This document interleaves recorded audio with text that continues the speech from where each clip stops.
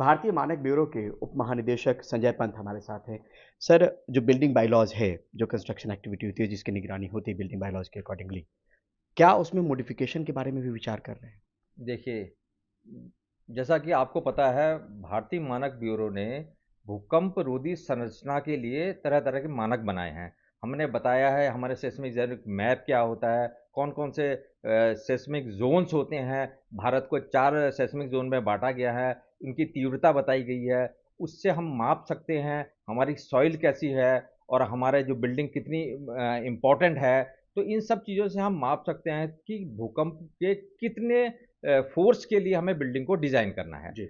और जो ये बिल्डिंग को और इसमें एडमिनिस्ट्रेटिव प्रोविज़न है कि ये कौन इसको लागू करेगा, ये मानकों को कौन लागू करेगा। तो हमने national building code of India बनाया है एनबीसी, एनबीसी 2016 जिसमें प्रावधान है कि लोकल बॉडीज़ किस तरह से एक्ट करेंगी, कैसे बिल्डिंग बायलॉज़ बनाएँगी, किस तरह से बिल्डिंग प्लानिंग करेगी, डिज़ाइन, कंस्ट्रक्शन, एग्ज़ीक्यूशन करेगी और कौन से बिल्डिंग प्रोफ़ेशनल इन्वॉल्व होंगे। आर्किटेक्ट्स की इन्वॉल्वमेंट होगी, स्ट्रक्चरल इंजीनियर्स की होगी और जो सिविल इंजीनियर्स की होगी और जो जितना भी भवन निर्माण के लिए डिज़ाइन किया जाता है, जो सेफ्टी के लिए डिज़ाइन किया जाता है, ये स्ट्रक्चरल इंजीनियर्स द्वारा किया जाता है। तो ये प्रावधान हमने सब दे रखे हैं और इसके हिसाब से यदि भवनों का निर्माण किया जाए, तो किसी भी ज़ोन में हो, वो जो अपेक्षित जो भूकंप है, उससे जो है भवनों की सुरक्षा कराएगा, ऐसा पक्का है। लेकिन आपने जैसा ठीक कहा, ये तो ज्ञान तो बढ़ता रहता है और नई रिसर्च होती रहती है। नए-नए रिसर्च के हिसाब से हम नए-नए मानकों का भी निर्माण करते हैं। जैसे हमने अभी हाल ही में एक मानक का निर्माण किया है जो है बेस आइसोलेशन का, जो जो बहुत कॉम्प्लेक्स बिल्डिंग है, हाई राइज़ बिल्डिंग है, वल्नरेबल बिल्डिंग है, हम उसका बेस ही आइसोलेट कर देते हैं, यानी फाउंडेशन और सुपर स्ट्रक्चर में आइसोलेशन कर देते हैं।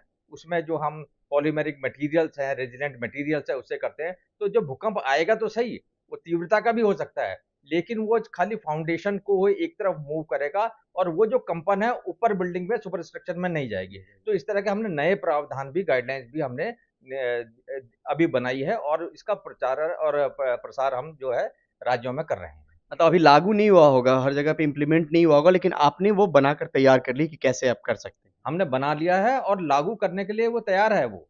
तो वो तो स्ट्रक्चरल इंजीनियर्स, जैसे मैंने कहा कि भवनों का जो डिज़ाइन है वो स्ट्रक्चरल इंजीनियर्स के द्वारा किया जाता है। तो हमने उनको ट्रेन किया है इसमें कि ये स्टैंडर्ड जो है अवेलेबल है और इसके हिसाब से वो अपना डिज़ाइन कर सकते हैं। समय-समय पे ये मॉडिफ़िकेशन, रिवाइज़्ड गाइडलाइंस आती रहती है सर, या अभी जो भूकंप जिस तरीके से आने शुरू हुए हैं, उसके बाद भी आप लोगों ने देखा है कि किस तरीके के रिसर्च आए हैं? देखिए, भूकंप भारत के लिए कोई नए नहीं हैं, अभी नहीं शुरू हुए हैं, ये भूकंप तो आते रहते हैं और आपने देखा है भुज में इतना बड़ा भूकंप आया, यहाँ पर नेपाल-बिहार बॉर्डर पे आया, जे-एंड-के में आया, चमोली में, उत्तरकाशी में, लातूर में, तो हमें बहुत अनुभव है इन भूकंप को के हिसाब से मानकों का कैसे निर्धारण किया जाए और इस हिसाब से हमारे समय-समय पे जितना भी हमारा इसमें रिसर्च होती है, डेवलपमेंट होता है, मानकों में जो है सुधार हम करते रहते हैं ताकि आने वाले समय में हमारे भवन और सुरक्षित हो सकें।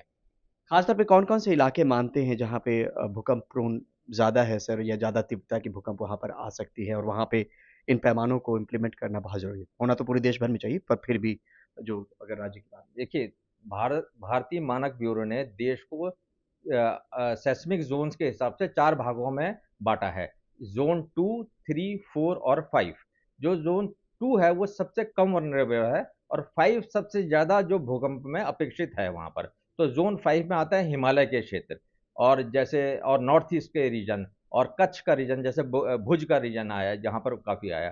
तो इसमें ये वाले क्षेत्र आते हैं। उसके बाद ज़ोन 4 आता है, जैसे उसके नीचे जो क्षेत्र आते हैं, दिल्ली है और उत्तराखंड है, उत्तरी हिमाचल प्रदेश है, उत्तरी उत्तर प्रदेश है और ये सारे जो है ज़ोन 4 में आता है। फिर ज़ोन 3 में भी इम्पोर्टेंट जैसे बॉम्बे है, नागपुर है, ये सारे पुणे है, ये सारे एरिया आते हैं। जो-जो पठारी एरिया हैं, वो ज़ोन 2 में आते हैं, जहाँ पर सबसे कम भूकंप आने की आशंका है और है। इसके हिसाब से हम जो है डिज़ाइन करते हैं। हाल-फिलहाल में गाइडलाइंस में जो बदलाव करने का मन बना रहे हैं सर, वो कब तक हम बदलाव करेंगे, जो कुछ और भी चीज़ें उसमें जोड़ी जाएँ? देखिए, इससे पहले कि हम किसी भी इस क्षेत्र में पीछे रह जाएँ, हमने निर्धारण किया है कि एक तो हम लगातार जो अर्थक्वेक इंजीनियरिंग के स्टैंडर्ड्स हैं, इनको रिवाइज़ करते रहते हैं। अब हमने और national building code of India का रिवीजन ये टेकअप कर लिया है। हम पूरा विस्तृत दुनिया में कहाँ-कहाँ, क्या-क्या नए-नए प्रगतियाँ हुई हैं, क्या-क्या डेवलपमेंट हुए हैं, क्या रिसर्च हुई है, उनको हम स्टडी कर रहे हैं और अपने जो है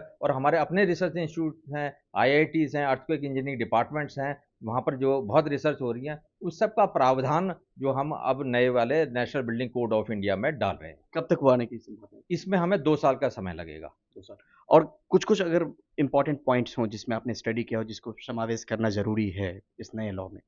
देखिए, मैंने जैसे बताया कि अब जो बिल्डिंग्स हैं ज़्यादा हाई राइज़ होती जा रही हैं और उसमें ग्लास फ़साड लग रहा है नई-नई बिल्डिंग्स में।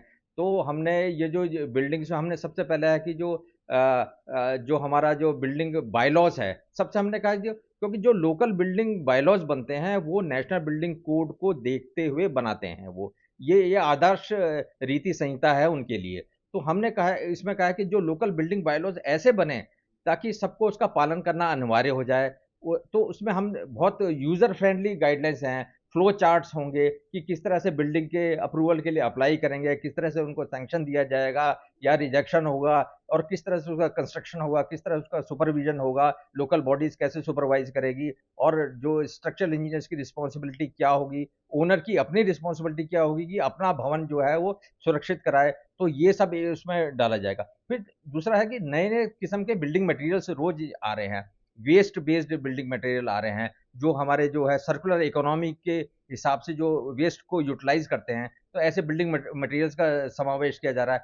फायर एंड लाइफ सेफ्टी ये बहुत इम्पोर्टेंट सब्जेक्ट है। बहुत सारे अग्नि सुरक्षा के बारे में जो चर्चा होती रहती है, तो नए-नए प्रावधान आ चुके हैं, उनका समावेश किया जाएगा और जो स्ट्रक्चरल डिज़ाइन में आजकल कन्फाइंड मेसनरी का है, ऐसा मेसनरी होती है जिसमें कन्फाइनिंग एलिमेंट डालते हैं, तो मेसनरी को छोटे-छोटे भागों में वॉल को तोड़ दिया जाता है, जो आपस में जो है ताश के पत्तों की तरह ताकि दीवारें ना गिरें, बॉक्स एक्शन हो बिल्डिंग के अंदर। तो ये सारे जो प्रावधान हैं और आज तक की नई-नई सर्विसेज़ हैं, जो बिल्डिंग सर्विसेज़ हैं, प्लंबिंग सर्विसेज़ हैं, वाटर मैनेजमेंट है, सस्टेनेबिलिटी पे ज़्यादा ज़ोर होगा। तो हर तरह के इसके नए-नए हमारे पास बहुत सारे ऐसे बिंदु हैं जिन पे कार्य किया जा रहा है। पंत सर माफ़ी चाहता हूँ लेकिन एक सवाल और मेरे मन में ज़हन में रह गया कि अगर कोई नया प्रावधान हमने सोचा हो जो अब हमारा अभी बिल्डिंग कोड है जो बना हुआ है, उसमें हम 1 आध 2 पॉइंट जो आप बताना चाहें कि इसको आने वाले वक़्त में हम लाएँगे, ऐसा कुछ? देखिए, इसमें सबसे पहले तो जैसे मैंने कहा कि हम इसमें बहुत सारे यूज़र फ्रेंडली फ्लो चार्ट लाएँगे, ताकि जो यूज़ कर रहे हैं, जो लोकल बॉडीज़ हैं, देश में हज़ारों लोकल बॉडीज़ हैं, उनको जो कोई नेशनल दिक्कत नहीं बिल्डिंग हो। कोड, तो उनको किसी तरह दिक्कत ना हो, क्योंकि इसका इम्प्लीमेंटेशन जो है बहुत सरल हो जाए, ये जी। देख रहे हैं। दूसरा हम देख रहे हैं कि आज अब जो हम ज़्यादातर बिल्डिंग बन रही है, वो कंक्रीट की बनती हैं आजकल। मैसन देखिए कम बनती आ रही है, स्ट्रक्चरल फ्रेम्ड कंक्रीट स्ट्रक्चर्स ज़्यादा बन रहे हैं। तो हम अपना जो बेसिक कंक्रीट कोड है, जिसके हिसाब से सारी बिल्डिंग को डिज़ाइन किया जाता है, उस बिल्डिंग कोड को हम रिवाइज़ कर रहे हैं। इसके अलावा जो हमारे सेस्मिक ज़ोन भी है, जो हमने 4 ज़ोन के बारे में बताया, इन 4 ज़ोन को भी हम और इसमें जो माइक्रो ज़ोनेशन लेवल पे जा रहे हैं कि एक बड़ा ज़ोन तो है जो सेस्मिक ज़ोन 4 है, लेकिन उसमें भी छोटे-छोटे ज़ोन हैं, उसमें कितना है ताकि हमारा जो डिज़ाइन है बिल्कुल भी जितना ज़ोन है, जितना फ़ोर्स अपेक्षित है, तो हम और फ़ोकस्ड स्टडी कर रहे हैं, जो अर्थक्वेक इंजीनियरिंग की। तो आने वाले वक़्त में 2 साल में होगा ये। 2 साल में पूरा आ जाएगा ये। ठीक, बहुत-बहुत शुक्रिया धन्यवाद। धन्यवाद। नई दिल्ली से परिमल कुमार, एनडीटीवी इंडिया।